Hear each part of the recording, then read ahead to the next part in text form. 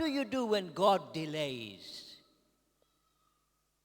When you are praying and nothing is happening, there is no response, what do you do? Now, we must be realistic because we live in a real world and we cannot be in denial. If you go through pain, you can go before God and say, I'm well, God, I'm fine, God. When you should be talking to God about your pain, when you should be talking to God about trouble. We must not be in denial because God already knows everything about us. That's why he said to Jeremiah, I knew you before you were born.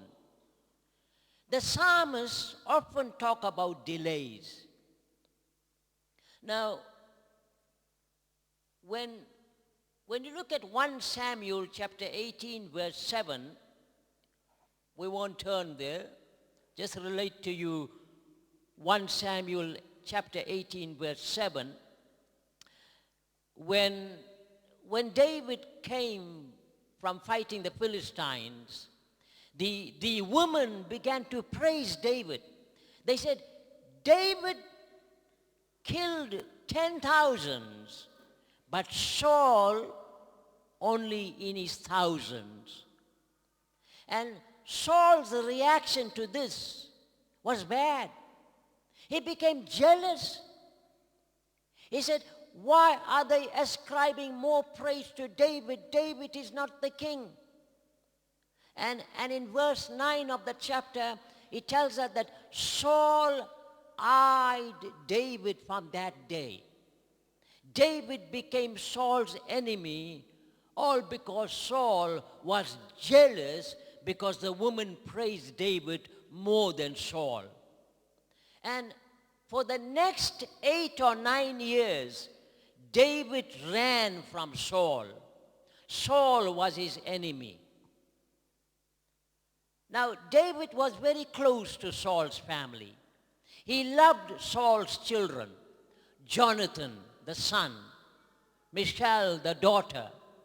He was very close to this family, but he could not enjoy the fellowship of being close to this family because Saul hunted David like an animal all the days of his life.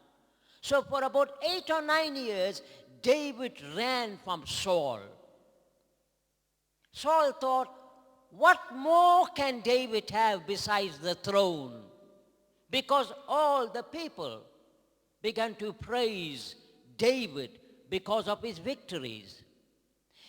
Saul, instead of complimenting this man, instead became jealous. It ignited a demonic stronghold that came upon Saul because of jealousy. Saul was his enemy. And so, David was a hated enemy. He was running like an animal instead of an anointed king.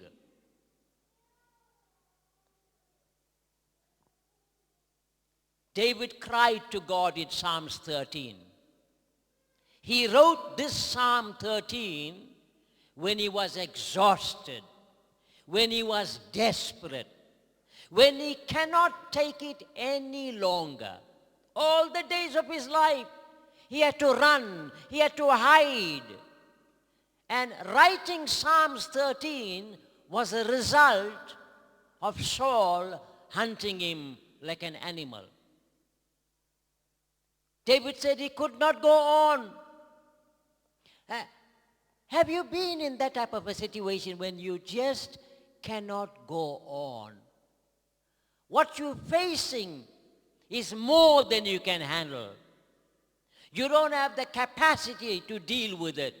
You just can't go on. David felt like that. That's why he wrote Psalms 13. Cannot take it anymore. Maybe Maybe it is some sickness that the doctor diagnosed and there's no cure for it. Maybe it's a lack of finances. Every month there is a struggle. I can't go on anymore. I'm battling every month. Perhaps it is a son or daughter that is so rebellious that you don't know what to do with them. You can't go on. Perhaps it is substance abuse, alcohol, or drug that puts you down. You lose your respect, your dignity, and you just can't go on. Perhaps it's a fellow worker where you work. Just cannot put up with his nonsense. You just can't get along anymore, etc., etc. You cannot find any solution. Have you been in those situations? That's why Psalms 13 is a very realistic psalm. It's not a psalm of denial. David goes before God and he says it like it is, without denying his real feeling. He cried out to God. Now David was a man of God. He was a man after God's own heart. He was a sweet psalmist of Israel. He was a champion of Israel after defeating Goliath. David carried a sweet, beautiful anointing. But he had to run and hide most of his life because Saul was after him. Now, beloved, we all know our struggles. Who doesn't go through struggles? Everybody goes through some kind of struggles. So how do we handle these struggles when we go through them? This Psalm 13 begins with a sigh, but it ends with a song. Four times in this psalm, he cries, "How long? How long? How long? How long?" Look at verse 1. Verse 1 starts by saying, "How long wilt thou forget me, O Lord? Forever?" Then the second time, "How long wilt thou hide thy face from me?" Verse 2, this is the third time, "How long shall I take counsel in my soul, having sorrow in my heart daily?" And the fourth time, "How long shall mine enemy be exalted over me?" 4 times. The man is crying out to God in verse 1 and 2. There's no denial here. He's coming before the facts of what he's going through. And so when we go through problems, we are asked, "How are you doing?" Most often people say, "How are you doing? How's everything?" "I'm fine. I'm fine." You're going through a rough patch. "I'm fine."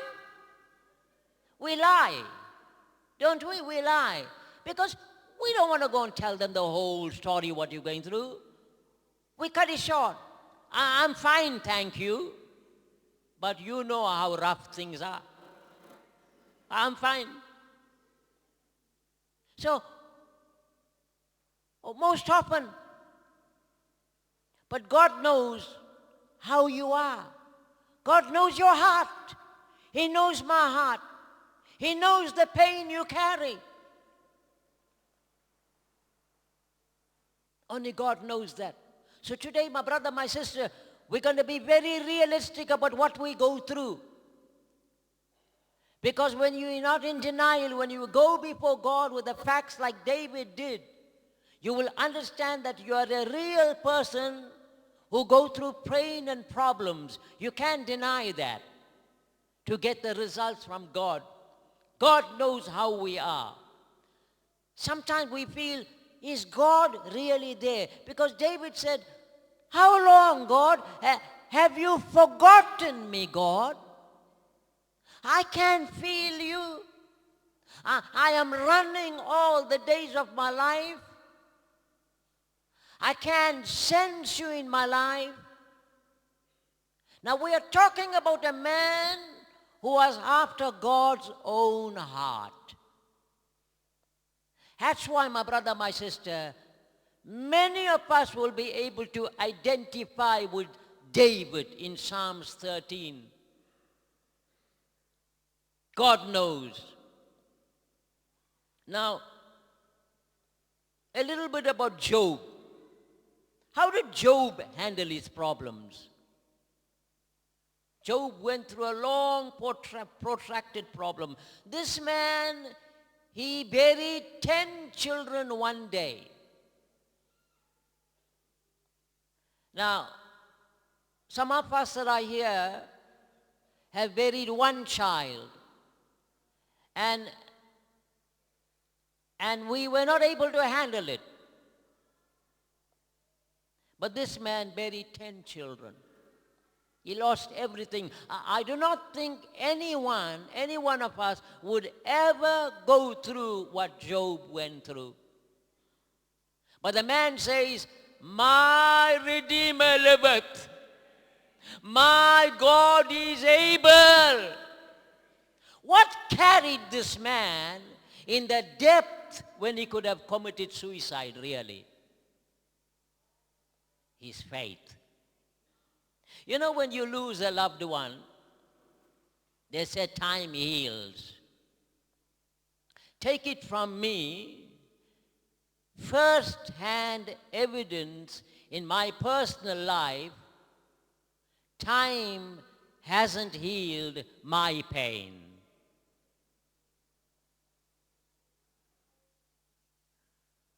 When my son was 19 years old, when he passed on in November, it's about 9 years. For me, it is as fresh as yesterday. You may ask, how are you coping? My faith in the living God is why I've coped up to today. It's not time.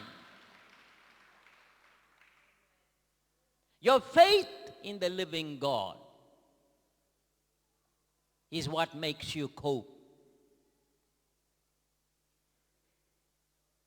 And there are people sitting here that are carrying that pain. How long, oh God? How long? It's a beautiful peace that passes all understanding, and that inner joy inside that God gives you, you're able to cope. It's one thing to bury your dad. It's another thing to bury your mom or your wife. No pain will equal you when you put your child in the ground. Many will not. I pray to God that none of you will go through that. You know why? There's nothing in the world that you can take to heal that pain. Only God. Only God. How long, oh God? That's when God comes through and He supplies that inner joy, that peace. It's going to be okay because your loved one is just gone away and you will see your loved one again. That's my hope. That's why I preach the gospel. And so today, what are you facing today? Let's be realistic. We come, we worship, we praise, we glorify God, we go to jobs. Some jobs are tough. We work under bosses that probably give us a hard time. These are realistic things. How do you cope? You cope because the living God is with you. His grace is upon you. And Psalms 13 is a classic example today that we are never in denial. And so Job was one of the perfect examples also. I said it could be a long protracted problem, like there are no answers. You think God has forgotten you? Not true. God never forgets anyone.